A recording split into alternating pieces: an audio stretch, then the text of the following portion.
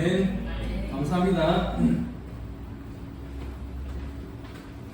이 시간에 함께 은혜 나누실 말씀은 에베소서 1장 1절과 2절 말씀입니다. 네, 같이 읽겠습니다. 하나님의 뜻으로 말미암아 그리스도 예수의 사도된 바울은 에베소에 있는 성도들과 그리스도 예수 안에 있는 신실한 자들에게 이르자하노니 우리 아버지와 주 예수 그리스도 은혜와 평강이 너희에게 있을지어다. 아멘. 이 시간에는요, 모든 것이 은혜입니다 라는 제목으로 함께 은혜 나누기를 원합니다. 며칠 전에 유튜브를 보다가 마커스 워십에서 찬양 예배를 인도하는 소진영 간사가 CTS 방송에 내가 매일 기쁘게 라는 프로에서 간증을 하는 것을 보게 되었습니다.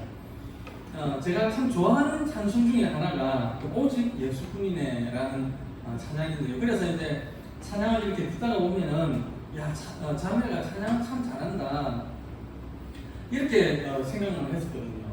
그런데 이 곡에 얽힌 사연을 듣고는 참 은혜를 많이 받았습니다. 소진영 간사가 25살 때 처음 자기가 백혈병이라는 것을 알게 됩니다.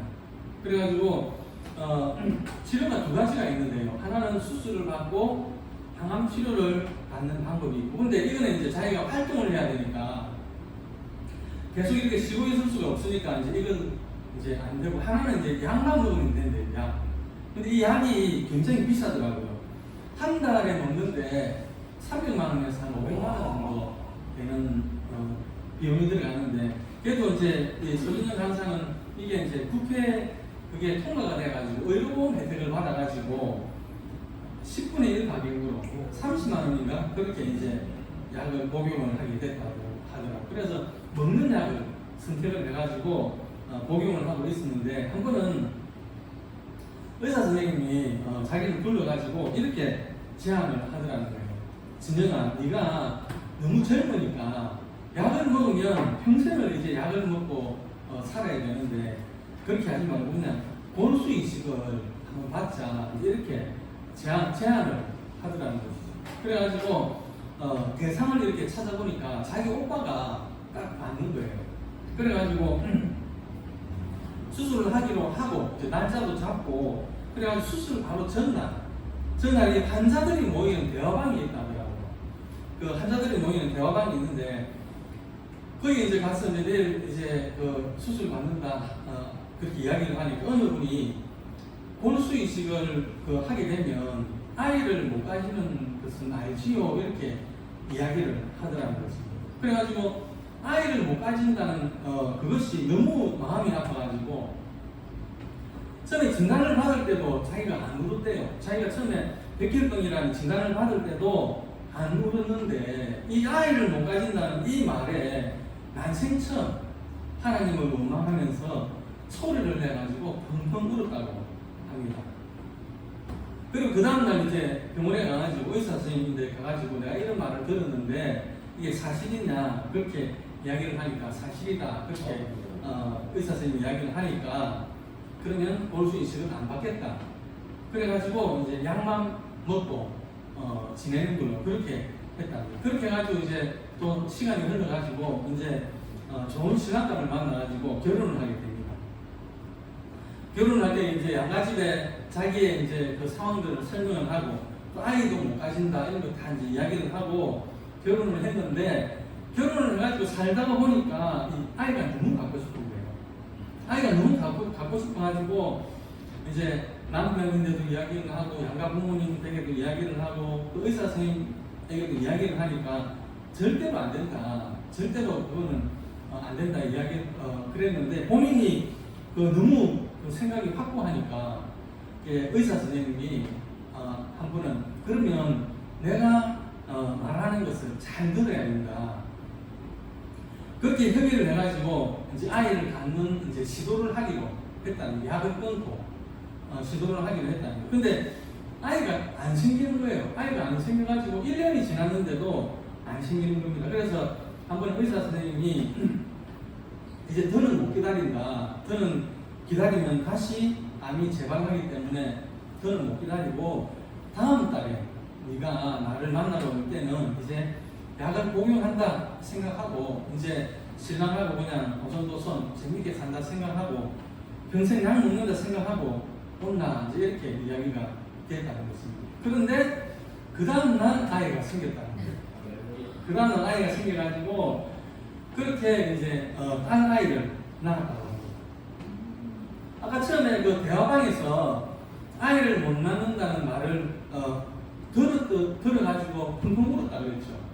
그때부터 딱 10년 만에 이 아이를, 딸 아이를 낳았다라고 이야기를 하죠. 그러면서 이 소진영 간사가 하는 말이 나는 10년 후의 일을 알지 못해가지고 하나님을 원망하면서 울었는데 하나님은 10년 후에 그 일을 계획하시고 이루어 주셨다라고 말씀을 하면서 모든 것이 하나님의 은혜입니다. 은혜가 없으면 우리는 살아갈 수 없다라고 간증을 하더라고요.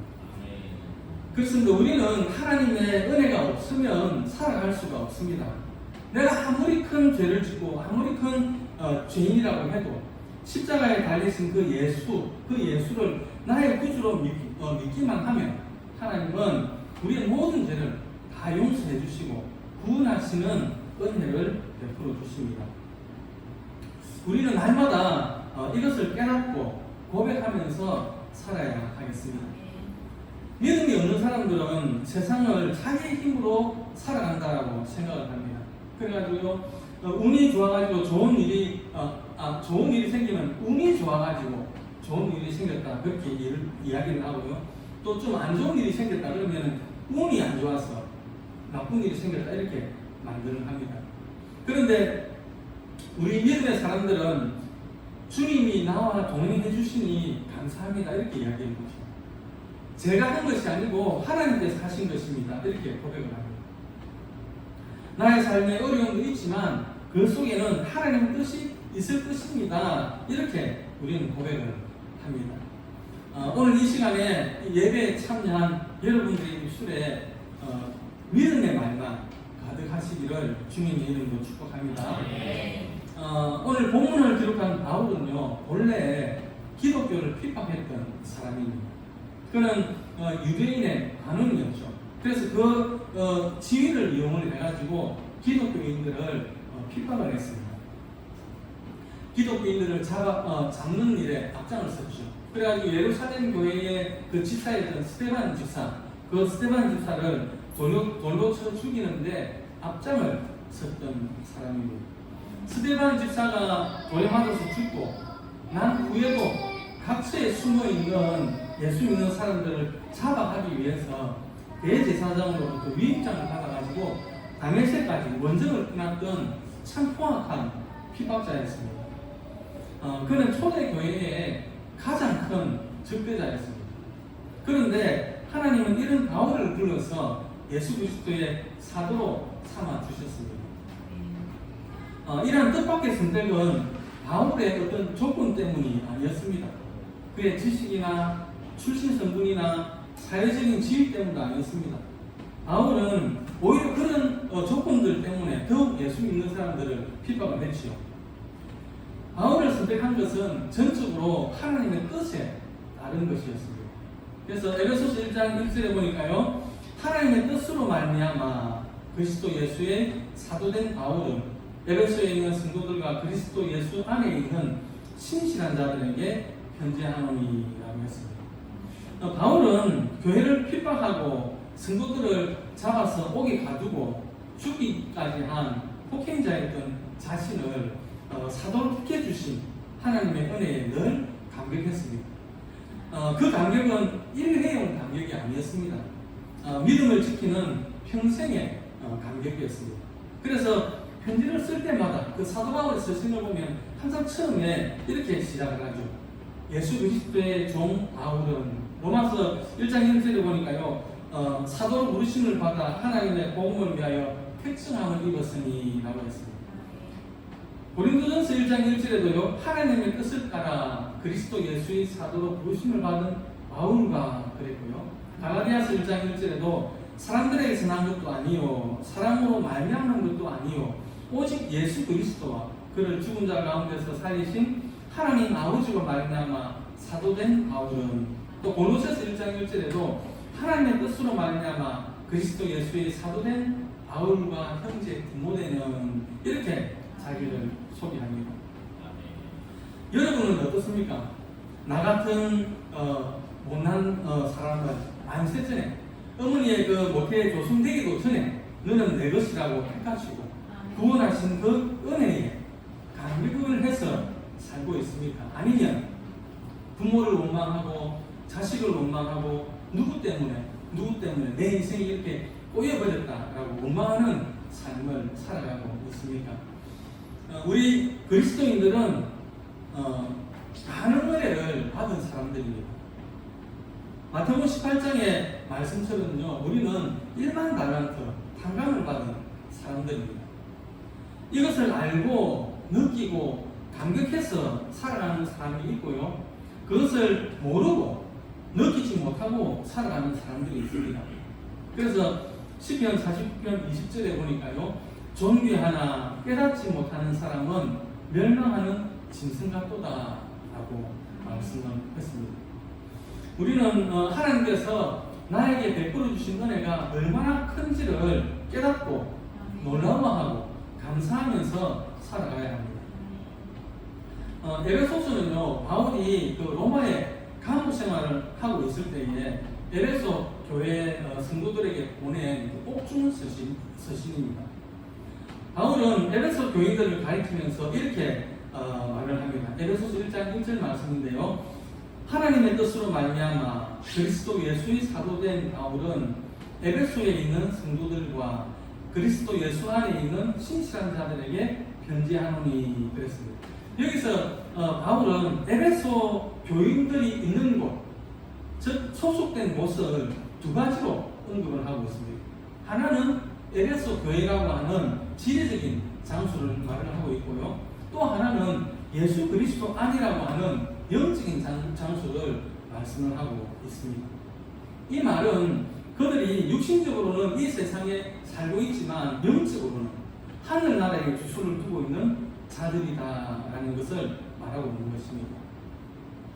우리 그리스도인들은 이처럼 두 개의 주소를 가지고 있습니다. 육신적으로는 이 땅에 주소를 가지고 있고요, 영적으로는 예수 그리스도 안에 하늘에 주소를 두고 있다는 것입니다. 우리는 이 땅에 살고 있으면서 동시에 그리스도 안에 살고 있습니다.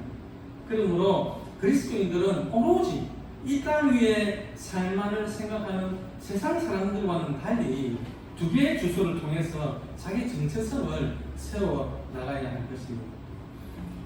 어떤 사람이 고원지대에서 아주 어렵게 살고 있었습니다. 그런데 이 사람은 항상 감사하면서 평안 가운데 살고 있었어요. 그러니까 다른 사람들이 보면 아니 저렇게 열악한 환경에서 어떻게 저렇게 감사하는 삶을 살 수 있을까? 그래가지고 물어봅니다. 아니 이렇게 열악한 환경에서 살면서 어떻게 그렇게 불평불만 안 하고 감사하면서 삽니까? 이렇게 물어보니까 이 사람이 이렇게 대답을 합니다.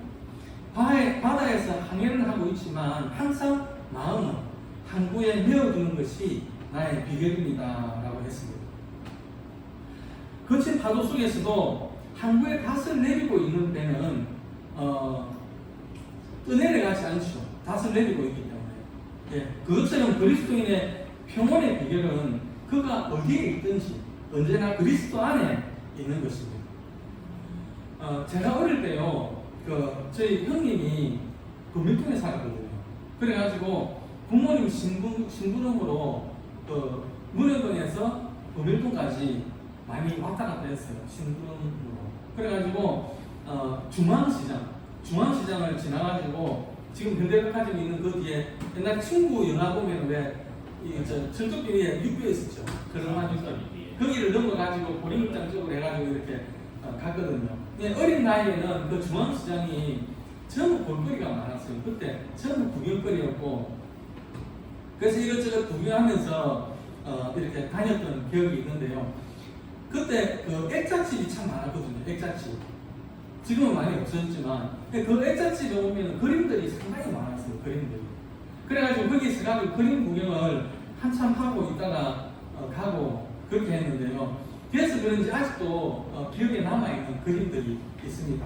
그 중에 하나가 뭐냐 그러면 옛날에 버스를 타면은 버스 기사 앞에 오늘도 무사히 그 글과 함께 이 남자인지 여자인지 잘 구분이 안 되는 또 아이인지 청년인지 구분이 안 되는 어떤 사람이 이렇게 기도하는 그림이 있었죠.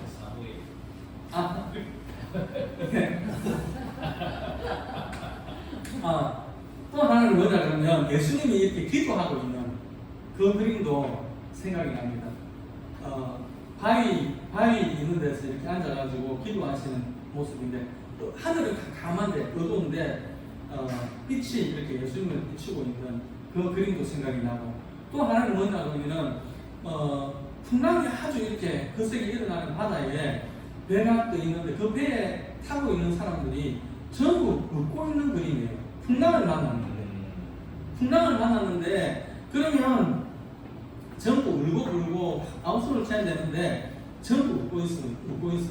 근데 그 그림을 이렇게 자세히 보면 그 배에 키를 잡고 있는 분이 바로 예수 그리스도입니다. 그 그림은 예수 그리스도께 우리 인생의 키를 맡기면 아무리 거센 풍랑이 몰아쳐도 또 배가 침몰할 위기에 처해 있어도 근심 걱정이 없이 살 수 있다는 것을 나타내고 있는 것입니다. 오늘 본문 1절에서 바울은 자신이 하나님의 뜻으로 그리스도 예수의 사도가 되었다라고 고백합니다. 그가 자신을 그리스도의 사도라고 한 것은 스스로를 독자적인 인간이 아니라 그리스도에게 속한 자로 인식하고 있다는 것을 보여주는 것입니다. 그리스도에게 속한 자는 그리스도의 소유이기 때문에 그 이상은 자기 마음대로 살 수 없는 사람입니다. 그는 곧 예수 그리스도가 원하는 대로 살아야 합니다.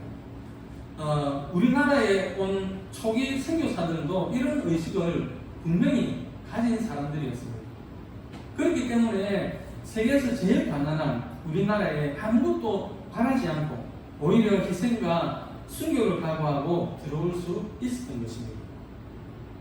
만약에 그들에게 자기 마음대로 세상적인 가치관에 따라서 살려는 마음이 있었다면 이 가난한 땅에 아무런 세상적인 보상이 주어지지 않는 아무런 보상도 얻을 수 없는 이곳에 와서 평생을 복음을 전하며 전도하면서 살 수가 있었겠습니까? 그들은 모두 주님의 마음을 읽고 순종해서 이 은둔의 땅 코리아에 와서 이 땅에 복음을 전하며 이 나라의 근대화에 크게 공헌을 했습니다. 우리도 이들처럼 그리스도의 마음을 읽고 순종할 수 있어야 하겠습니다. 여기서 사도라는 말은요 헬라어로 아포스톨로스라고 합니다. 이 말은 보냄을 받은 자라는 뜻입니다. 가령 원정을 위해서 보낸 함대라든지 아니면 조국으로부터 보냄을 받은 그 대사 같은 것을 두고 이런 말입니다. 즉 특별한 임무를 위해서 보냄을 받은 자를 나타내는 말입니다. 우리 그리스도인들 또한 하나님의 사명을 완수하기 위해서 이 땅에 보냄을 받은 사도입니다. 우리는 하나님으로부터 보냄을 받았기 때문에 나만을 위해서 살아서는 안 됩니다. 우리는 주님이 주신 사명을 감당해야 합니다. 교회에서 자기가 맡은 봉사직분에 최선을 다하고 또 세상에 나가서도 빛과 소금의 사명을 잘 감당해야 합니다. 유대 사회에서 아포스톨로스는 당시 최고의 의견 기관이었던 사내들인 회의에서 결정된 사항들을 온 유대 사회와 그리고 이방 지역에 흩어져 사는 유대인들에게 서신을 전하는 사명이 있었습니다. 그런데 이들은 그냥 서신만 전하면 끝나는 것이 아니고 그것이 실행되는지까지 지켜봐야 했습니다. 이런 아포스톨로스는 사내들인의 대리자이기 때문에 그가 가진 권위는 전적으로 사내들인으로부터 나오는 것이었습니다. 오늘 우리들도 주님의 사명을 완수하기 위해서 이 땅에 파견된 아포스톨로스입니다. 우리는 이 일을 우리의 지혜와 능력으로 하는 것이 아니라 예수 그리스도의 능력과 권위로 말미암아 하는 것입니다. 예수님께서 제자들을 보내실 때에 이런 능력과 권위가 따랐습니다. 마가복음 16장 17절 18절 말씀인데요. 믿는 자들에게는 이런 표적이 따르리니 곧 그들이 내 이름으로 귀신을 쫓아내며 새 방언을 말하며 뱀을 집어 올리며 무슨 독을 마실지라도 배를 받지 아니하며 병든 사람에게 손을 얹은 적 나으리라 하시더라. 여러분, 오늘 우리가 주님의 종으로서 보내심을 받은 사도로서 세상에 나가 주님의 일을 감당할 때에 우리에게도 놀라운 표적이 따를 것입니다. 그러므로 주저할 필요도 없습니다. 두려워할 필요도 없습니다. 주님이 우리를 들어서 쓸 수 있도록 하나님 은혜에 사로잡힌 자, 주님의 손에 붙잡힌 자들이 되어서 우리 스스로가 먼저 천국을 누리고 예수 그리스도를 전하며 살아가는 우리 주사랑교회 성도님들 되시기를 주님의 이름으로 축원드립니다. 아멘. 우리 이 시간에 말씀을 생각하면서 잠시 기도하겠습니다.